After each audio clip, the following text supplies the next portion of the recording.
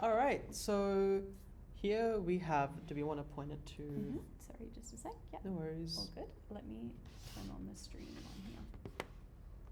Alrighty, guys. I'll pop this down so you can see what Rayash is looking at too at the moment. That's the one, right? Yep, that's the one. Okay. Maybe we need a, oh yeah, full screen.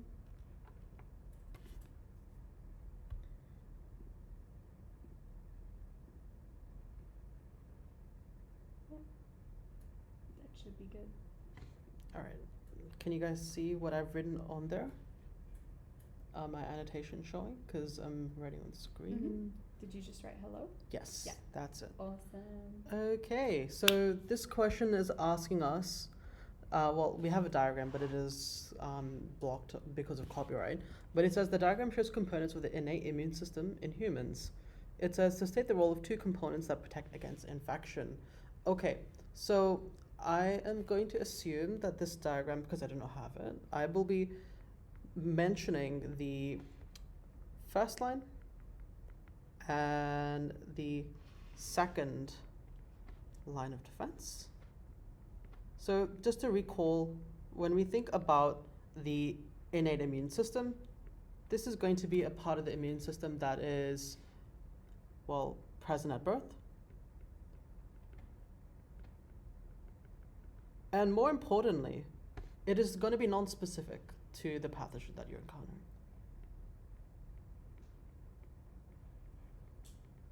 And from there, we can sort of branch it off into its two constituents. In the first, we can break it up into even further little categories such as physical and chemical barriers. And in the second line, we have actual bodily responses. So we have the innate immune system where they undergo processes such as phagocytosis, amongst other things, hypersensitivity, and so on and so forth. Now, for this question over here,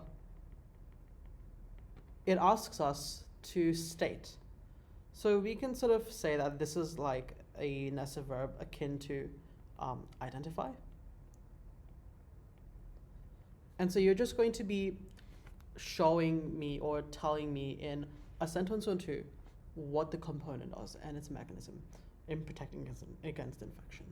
So I'll just say the physical and the chemical barriers for the first line. But if you chose the second line, provided the image does provide a diagram of the second line, you can talk about this. But once again, I do not have access, so I don't know. But I will say for the physical, we have skin. Yes, you heard me right. Skin is a physical barrier. It is actually part of the immune system. The way skin works is we have a physical barrier that is going to be hydrophobic. So that's a really fancy word of saying that we have a layer of tissue that is afraid of water, for lack of better words, meaning that it actually doesn't sort of like to absorb water, but water rather beads up onto it. Now, when we think about the way infections occur, certain pathogens or agents that cause infection are going to actually be transmitted with the water itself. So that's a type of indirect transmission for those who are studying Mod 7 right now. And so skin actually prevents indirect transmission because water does not absorb into the skin itself. Another thing as well is skin is quite literally a physical barrier that protects the internal environment from the external. And so any sort of dust and pathogens will physically not be able to interact with the delicate organs.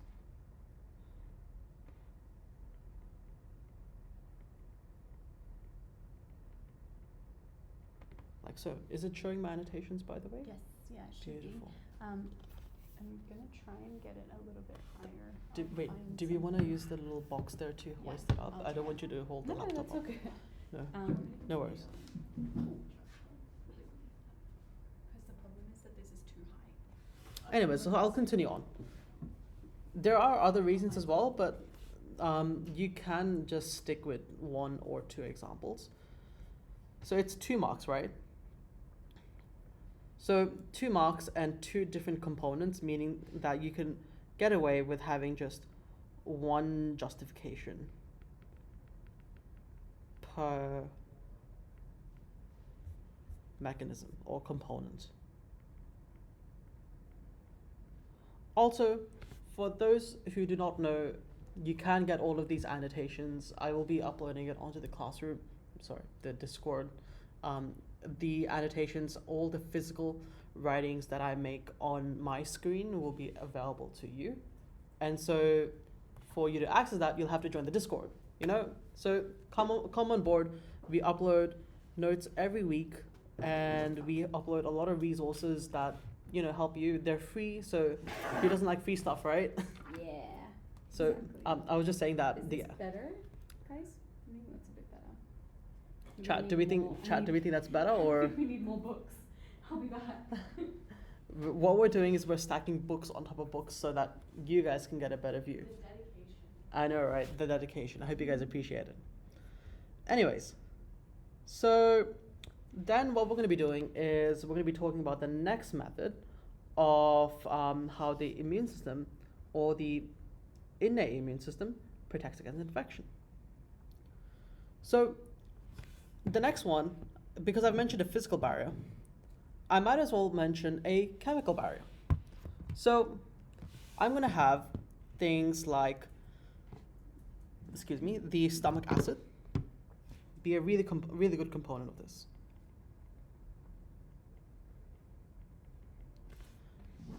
So it turns out the stomach acid has a really low pH. Bacteria, amongst other sort of pathogens, don't necessarily survive really strong pHs like that. So if we go back to year 11, oh, is the screen backwards? The screen is backwards because it's mirrored. Oh, thank you for letting us know. Is the screen supposed to be backwards? No. Wait, I have an idea. Sorry, give us 1 second. Wait, can you flip the camera on here? Come on. Let's just do it this way. Hell yeah. Does that work? Does that work better for you guys? Can you see my iPad and everything, or is it just the I screen? think that's good. Yeah, I'll make it a little closer. Let me just have a look. You guys let us know if it's all good now.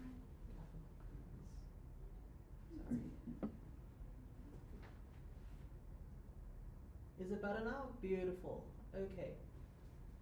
Nice. Okay. We shall continue on. Okay. So, stomach acid, right? Guys, I can't be books. I'm gonna try it. Sinchana, you just pulled up with a comedic amount of books. Is that better? Oh, the Oh, that's so much better. There we go. Thanks, A4 paper. I hope that's better. Nice. Alrighty, continuing. All right, so stomach acid is going to be acting as a chemical barrier, because what acid does is acid denatures enzymes,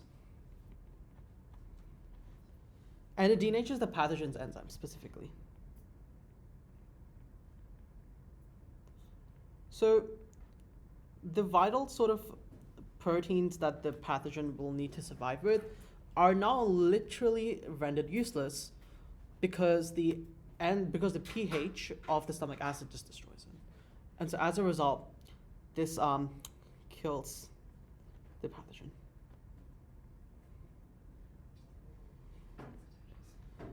All right, so that's that for that question. Let's move on. Oh, by the way, your answers could also include things like nasal hair and mucus lining.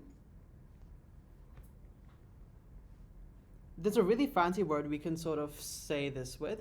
We can call this the... Oop, Go ahead. I'm just taking a photo for the Instagram. no worries. We can call this the mucociliary escalator.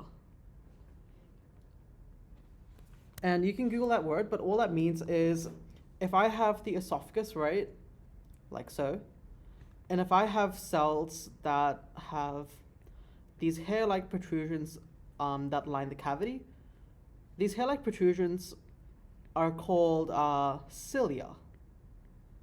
And what they do is they're like hair structures that sort of catch any debris, or in this case the pathogens, that might be going into your airspace, into your lungs.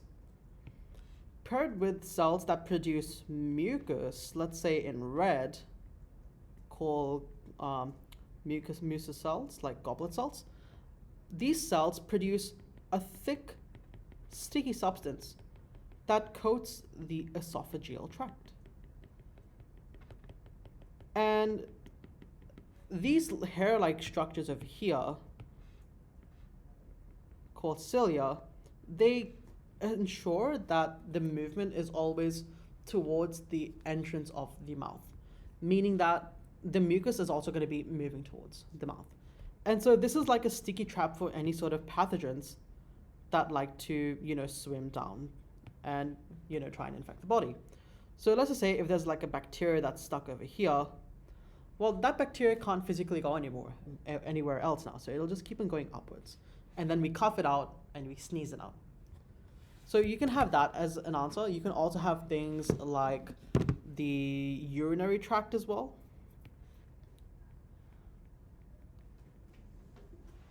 You can have, did I mention nasal hair? Yes, I did. And you can also have tear glands, because those also are antimicrobial in nature. Very, very exciting. Okay. Let's move on. Do we have any questions in the chat? The screen is backwards, by the way. No, we fixed that. Oh, okay, good. Yeah. All right, aside from that, looks fine. Okay. Everyone on TikTok, just letting you know that we're currently going through the HSC Extended Response section of the biology paper. If you have any questions for us about HSC biology or anything to do with biology in general, science, doing science at university, any questions at all, homework, stress, managing stress, just comment that down below and Rayash will get to it during this live Ask Us Anything session. Yep. Feel free to continue. All right. Okay, question 22. Outline a process used by fungi for reproduction. Okay. This is going to be covered in Mod 7. Very exciting. And in Mod 5 as well. In terms of what the question is asking us, we have the NESA verb outline, right? So outline is going to be just a fancy way of asking us to provide the main features of. And we're sketching in general terms.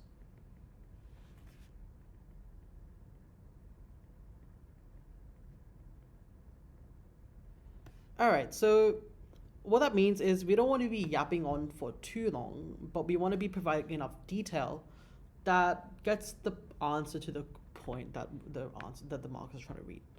So here we have fungi, and these are going to be organisms that are that can be pathogenic, but the main sort of features that we want to make sure that we reference here is that they're unicellular. Uni meaning single, and cellular implying cells. So they're one-celled organisms that reproduce via budding, and they're going to be asexually reproducing. So what that means is, for an organism that is asexually reproducing, we actually do not need a sexual partner. So we do not need another mate to ensure that the species, that the genetic material passes on to future species and stuff. So remember, this part of the syllabus dot point is asking us about how the features of reproduction ensures the genes get passed down into the future species, into the next generation. Because this is an asexual reproduction technique, you don't need the energy to find another partner. And so as a result, you can just undergo reproduction at a faster rate.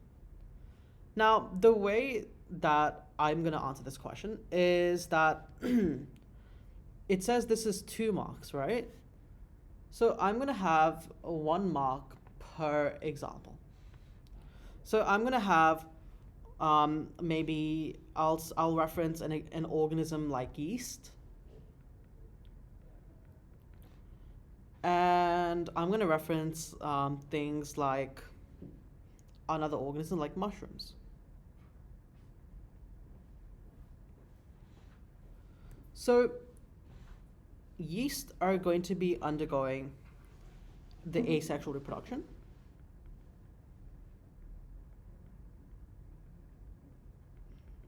And it is going to be undergoing the process of budding.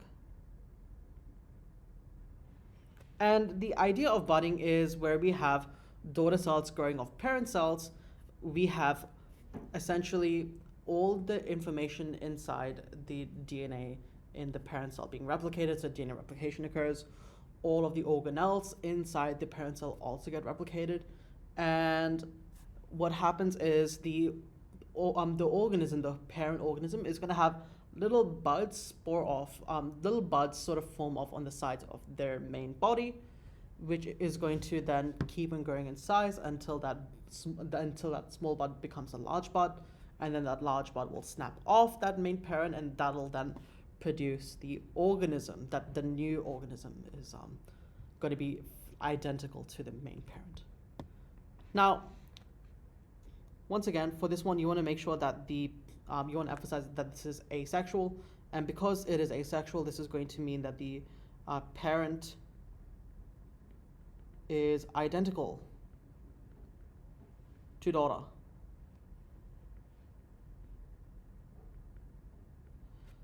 Now, I have another organism here that is a fungus, but it actually does not undergo asexual reproduction.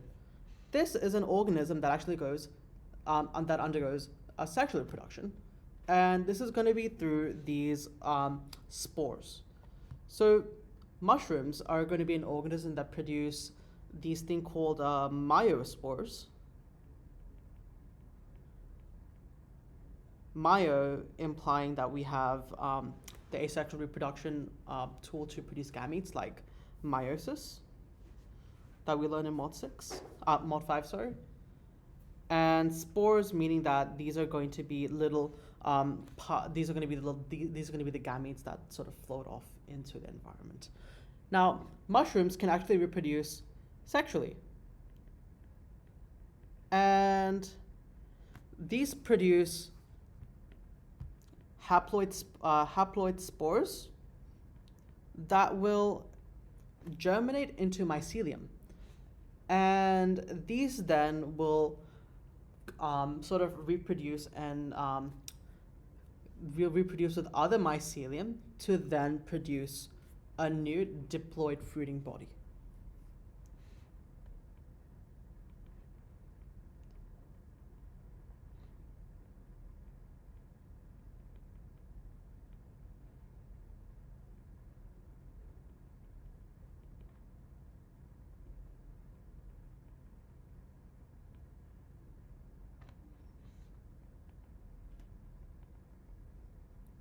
And then this goes again to then produce structures that allow for the myospores to be made again. Those myospores, once they're released into the environment, will produce that mycelium, and that mycelium then will conjugate with other mycelium, and then that will then produce a new fruiting body, and the cycle continues.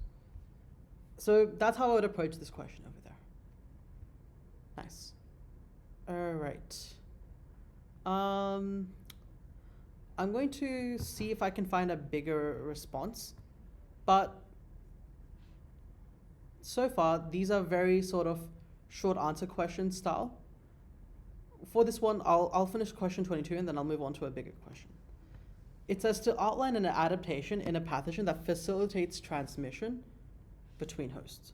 Okay, so we have, I guess, a couple of different ways to approach this. So the way I like to think about it is this is 2 marks, right, guys?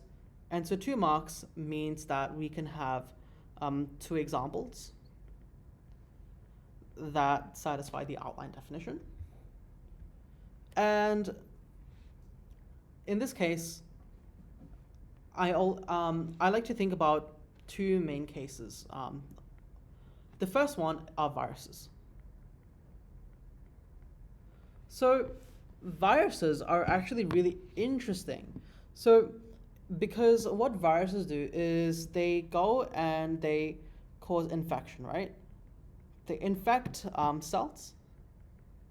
And after they infect cells, what they do is their DNA, or their sort of genetic material, I should say, is going to be inserted into the cell.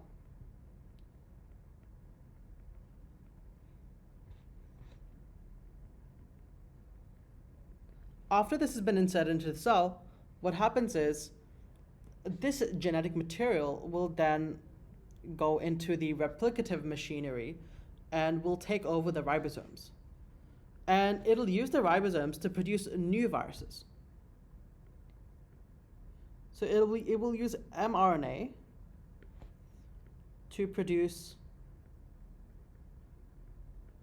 new viruses.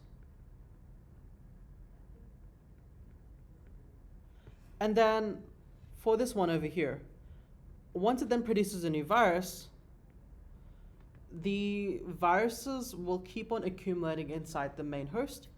It will then, at a certain point, cause the cell to physically explode because there are so many new viruses inside it. And so, after the viruses have been expelled, they go and infect other tissues. So the new viruses go and infect other organs, or other cells, I should say. And then the cycle restarts. That's one pathogen. Another pathogen that I like to think about is bacteria. So bacteria are actually really interesting. So let me draw a bacteria for you guys. So here is the bacteria. That's its nucleosome. That's the little flagella.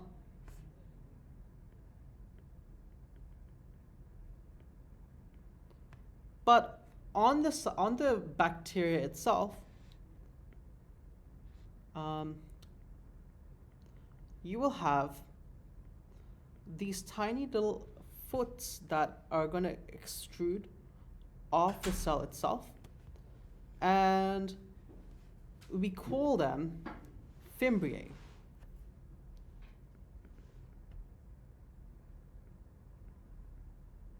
Oh, we have a question. Yep. It was from Alexander.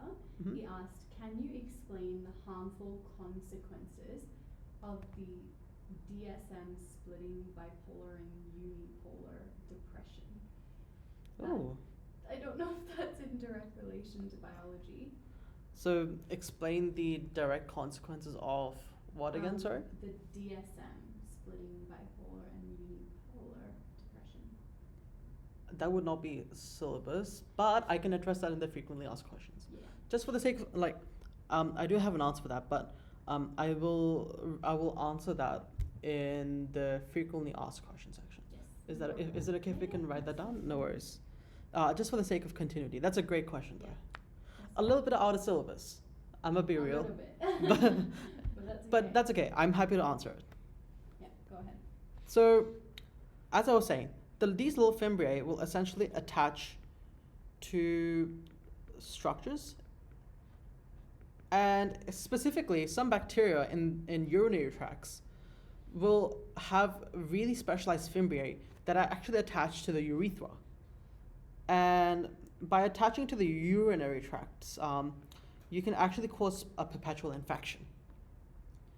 And so this is going to mean that you have a adaptation that that the bacteria will have that further allows for better transmission. Because no matter how much you try and expel the bacteria, it will have those fimbriae, those really specialized foots that stick onto the urinary tract, which allows them to keep on reproducing. And as a result, that allows for further more effective transmission. All right. So that's how I would approach that question over there. Let me see if there's another question that is more so that we can say for a long sort of response type of thing. Let's see. Sorry.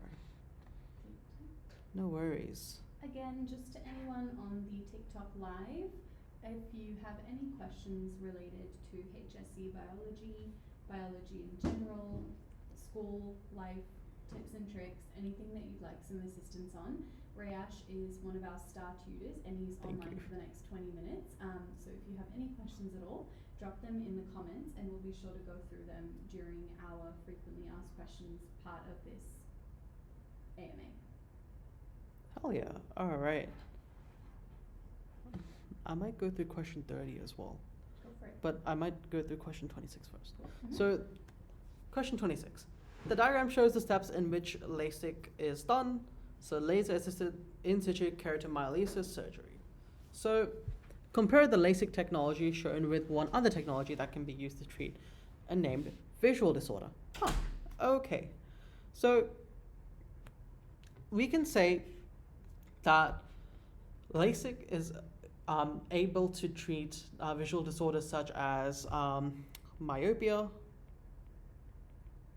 hyperopia,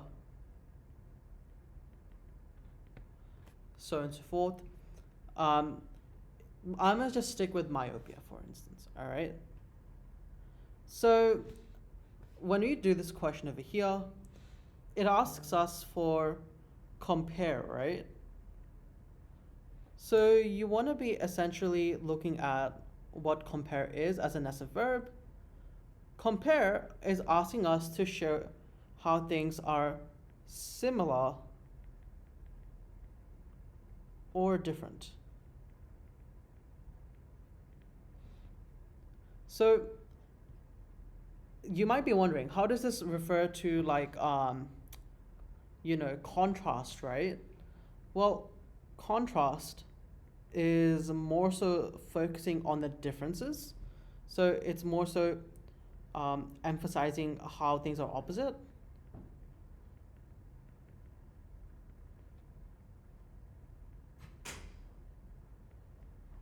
But in compare, you can talk about similarities. In this case, we're talking about compare, so we can talk about similarities and or differences in this case. But let's just start with myopia, right? So when we talk about myopia, there are two schools of thought that I like to think about how we can define what myopia is as a visual disorder. Let's say I have an eye. I have an eye that looks something like this.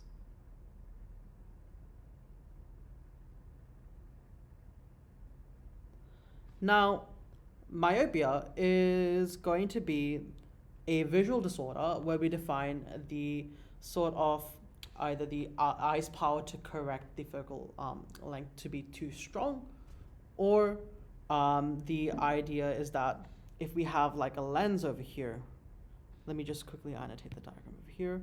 Let's say I have light going over here.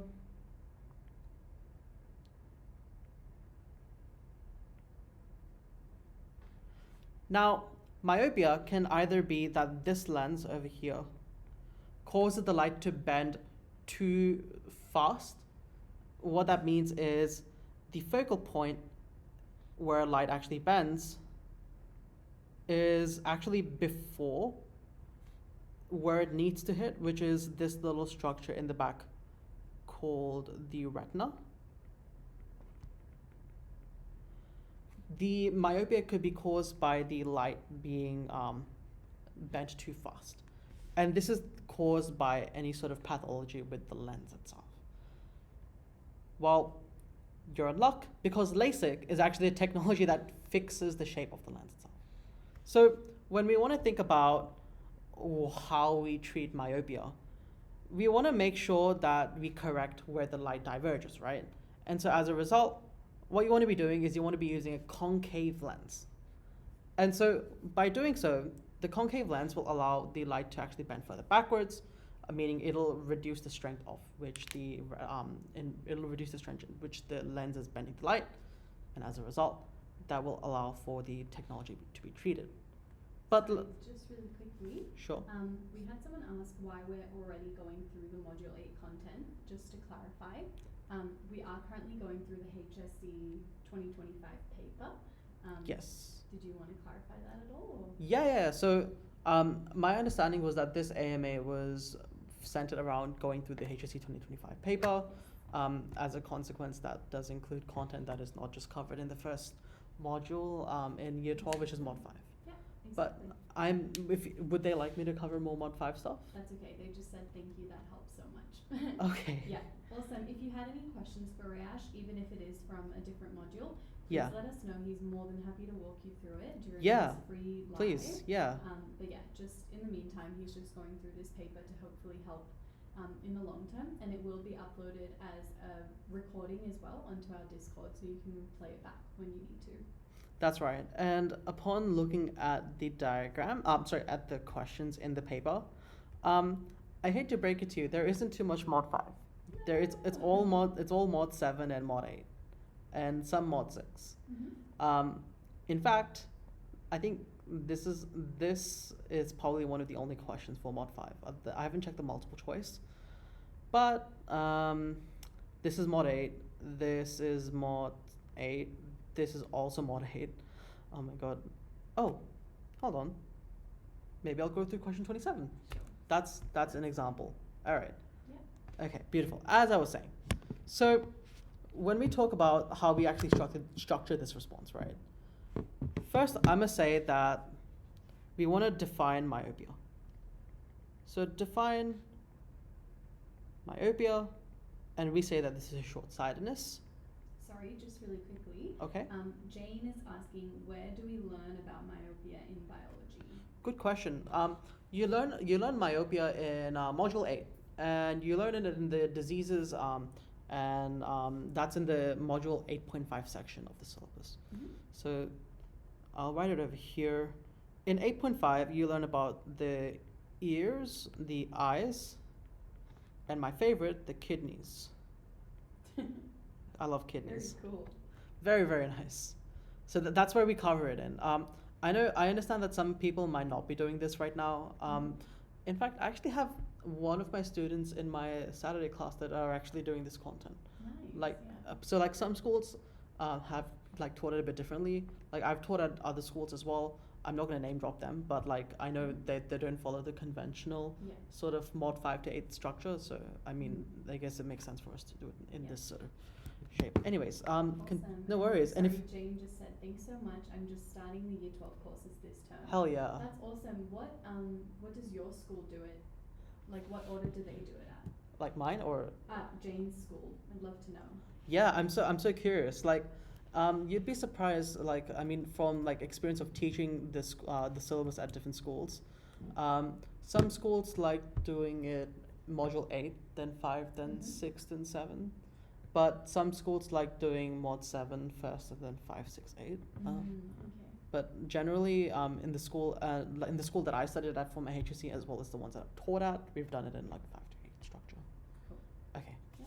Cool. And if you have any other questions, please feel free to ask. Yes, please. That's what we're here for. Right. This is free, completely free, and And he's here for you know. Yeah, to I'm help. here to help, and you get all of these annotations for free, guys. Right? Free. Who doesn't like free stuff? Yeah, exactly. Right. Okay. So when we say myopia, this is short-sightedness, and we could attribute this to the lens strength. And because the mechanism is because the mechanism for which myopia occurs is the lens is being too strong, we can directly fix the strength of the lens by two different ways. We can either add a spectacle, like we can wear glasses, where we have a concave lens. So by having a concave spectacle or like glasses that allows for light to not bend at where it is shown, but rather bend over here. And because it bends over there, because of the little glass over there, then it allows for better vision. That's one way. So we can have glasses. Another way is to manually change the shape of the lens itself. And this is through LASIK. All right. So in terms of the effects though, all of these both lead to a improved image quality.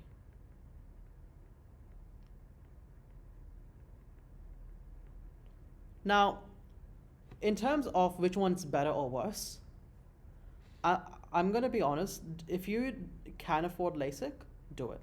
Reason being is LASIK is permanent. So I'll write a list of pros over here. LASIK will allow for more permanent changes to the lens.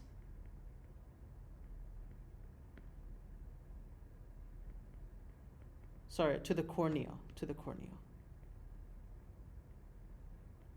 And this allows for, well, when we do LASIK, it actually flattens the cornea. That's the mechanism in which that occurs.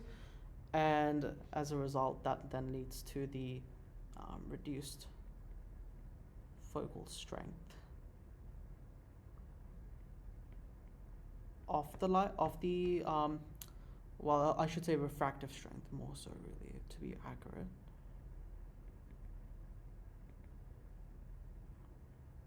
And because it reduces the refractive strength of the eye, it then allows for light to hit the retina. And we're all happy. Yay. On the flip side, if you use concave spectacles, this is going to be good because there is no surgery. And it's cheaper. My God, is it cheaper? Like LASIK is so expensive. It's like glasses, I don't know, it's like a couple $100. Yeah. Surgery is like tens of thousands of dollars. Crazy. Right? And so as a result, by doing so, the concave spectacles also then cause the light to become less, it causes the light to bend less towards the center and more so it hits the retina. And as a result, you get the same effects. But that's pretty much it for that question over there. Do we have any questions? Doesn't look like there are any questions at the moment, but if you guys have anything related to HSC Bio or science or high school or uni or just ask any questions in general, please push them through to Rayash and he'd be happy to have a look. Actually, we do have a question from Alexander. Of course. What is the treatment of acute angle closure glaucoma? Ooh. Do you know anything about acute angle closure glaucoma treatment, right? Ooh. So glaucoma is a type of cancer, right? Yeah. So what you're going to be doing is, from memory, let me just think. Yeah, you're going to be doing like laser eye surgery. I think there's a specific.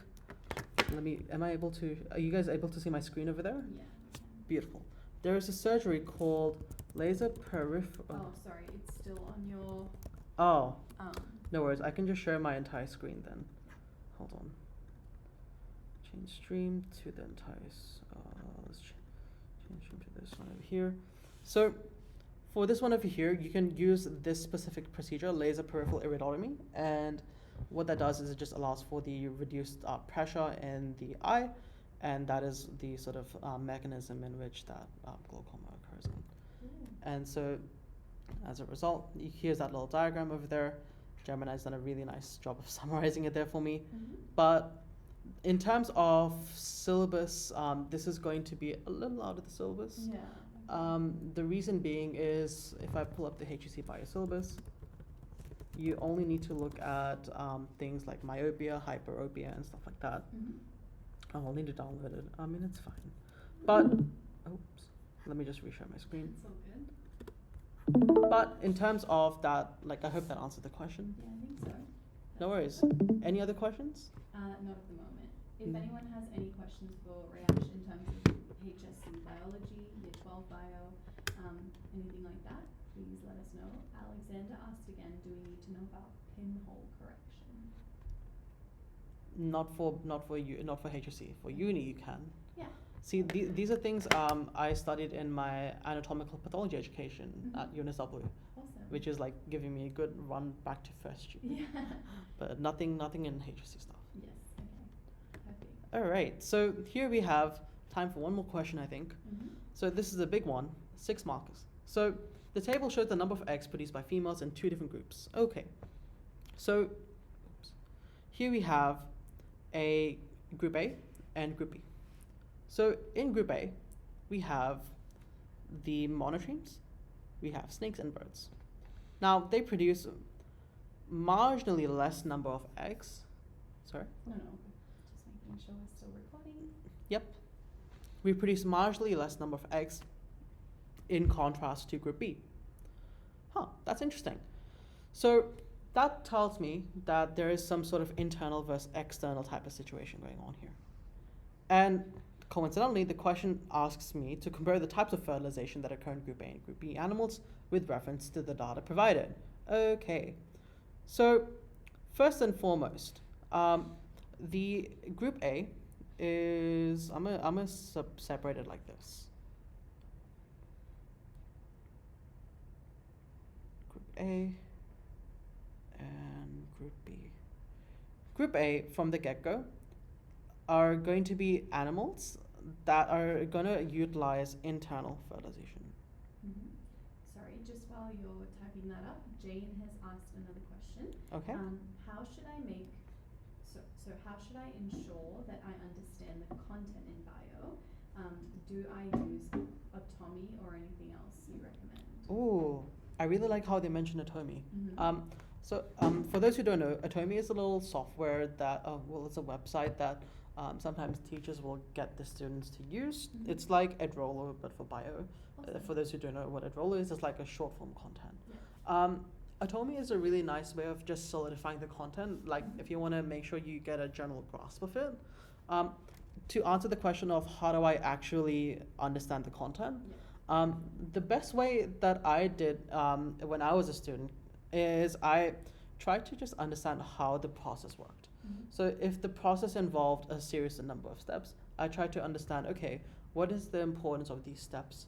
What goal is it trying to achieve? And if it's a really important process, thinking about the bigger picture in terms of how does it help with evolution? How does it help with the passing of genetic traits down the track? So if I know that bio can get really content heavy, but we do have different ways to sort of cope, I guess, for lack of better words.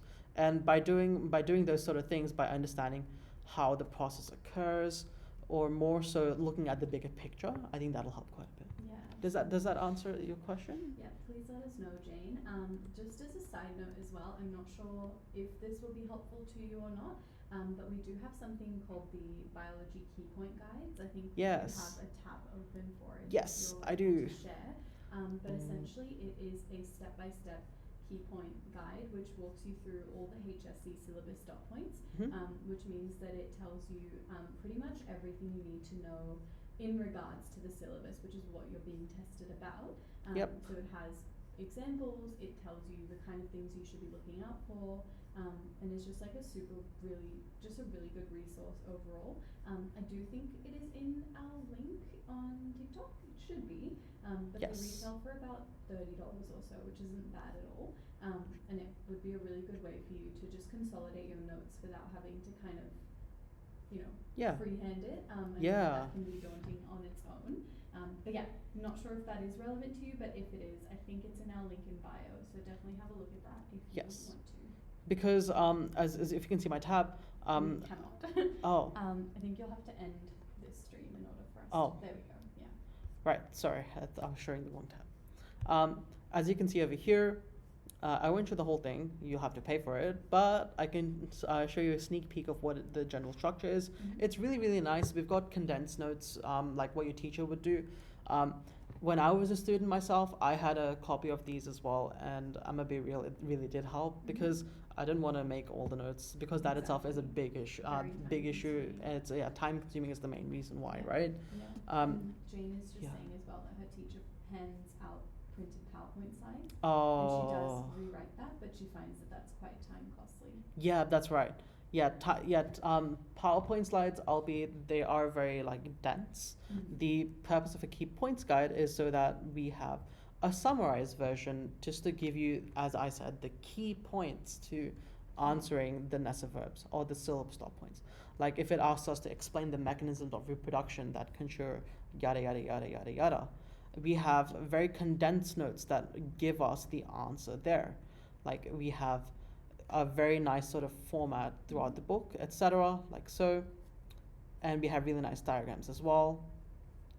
But I would highly recommend you have a go at looking at it.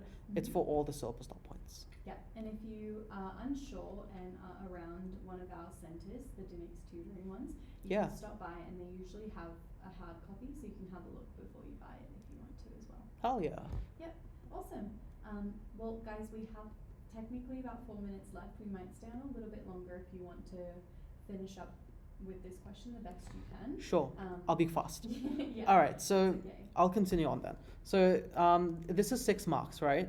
So we'll essentially be having a go at looking at a comparison, right? So we're going to be looking at potentially 3 different things that we're comparing Group A and Group B with. And so first is just to identify that Group A is internal and Group B is external fertilization. Now, the key characteristics with internal fertilization is that, they have a higher success rate of the infant growing into a full adult.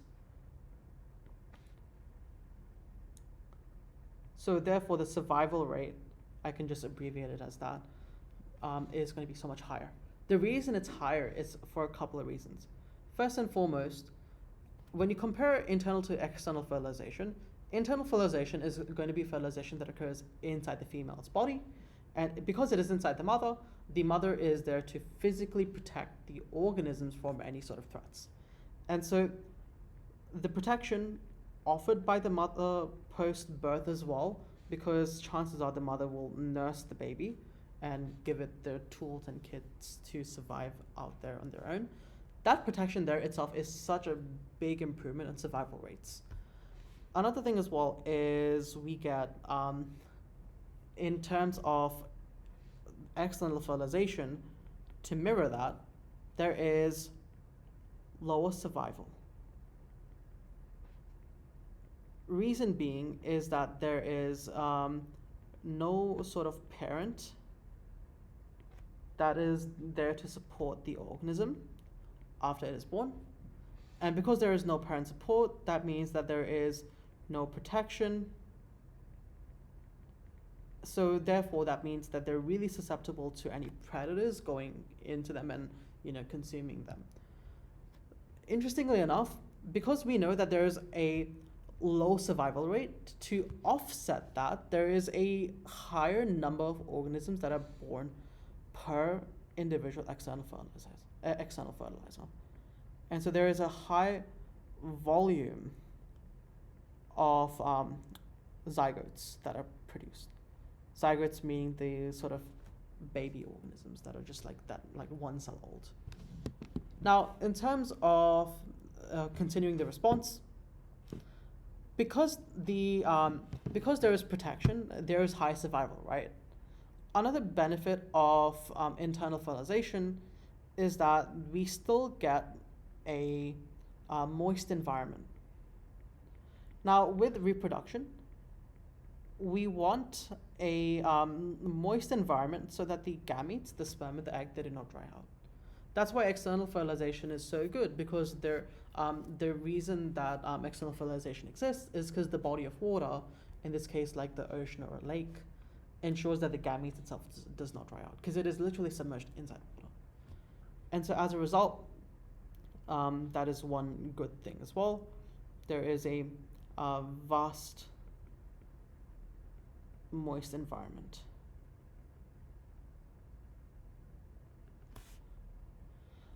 But internal fertilization also offers that.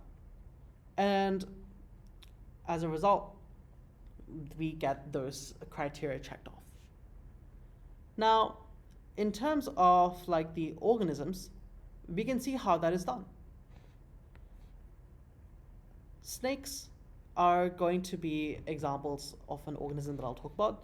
So snakes, they lay eggs.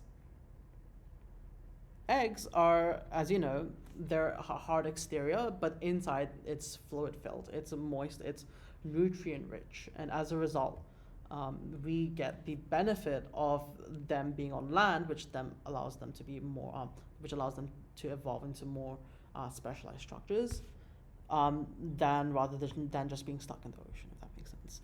And as a result, these organisms here can utilize eggs as well as the uterus for the birth and the growth and the development of the organism.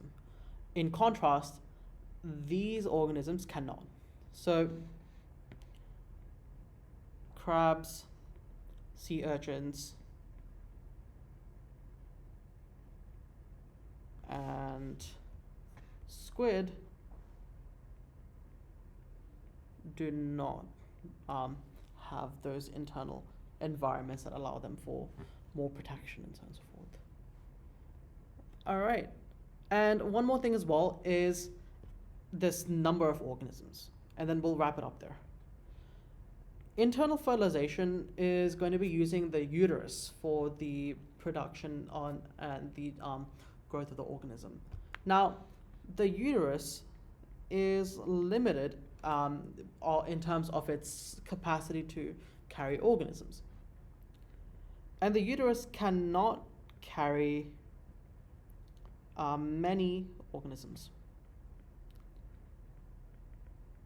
Versus external fertilizers, they do not necessarily have the requirement to have a uterus for reproduction and fertilization to occur. Sorry, someone just said that we're muted. We are not muted, I don't think. I hope not. No, we're definitely not. It doesn't. That would be muted. No, it's not. Tom, let us know if you can hear us now. We shouldn't be muted. I haven't played around with any settings.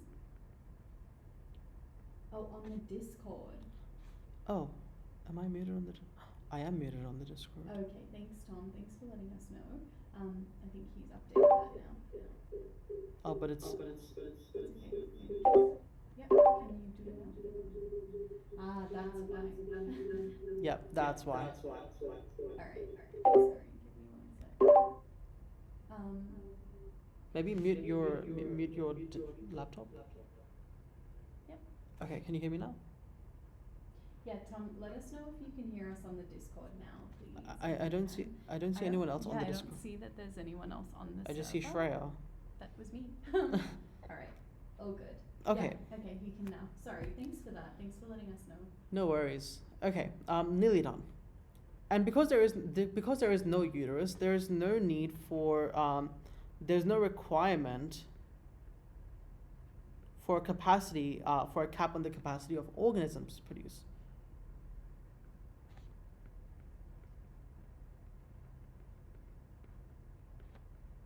So we have a sort of trade-off, if we can notice here. In internal, there's a greater chance that the organism will be able to survive, but we cannot produce as many organisms. Versus in external, there is not as much survival chances because of so many predators, but we can produce a lot of organisms to sort of counteract that. And there you have it. For the requirement of data, you will need to mention the number of organisms over here. So you will need to mention like 1, 2, 3 for the monotremes. And then you will need to keep on mentioning those sort of specific data, like the snakes and the birds.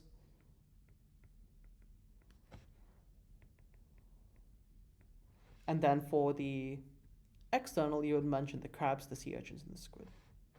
So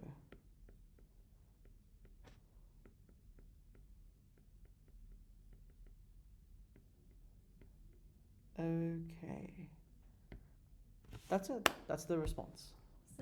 Awesome. One more thing. Mm-hmm. When you do these kind of questions, I frequently asked question is, can I use a table? I would recommend you to, if you were to like really want to like use a table, have full sentences in the table itself. Mm-hmm. So do not write it in dot points. The reason I read it in dot points is because I'm just going through the response in a short period of time. If I were actually reattempting this HSC, I would write in full sentences. If I were doing a table, I would still write in full sentences, even though it looks even though you may feel like you don't need to, you will still need to write in full sentences.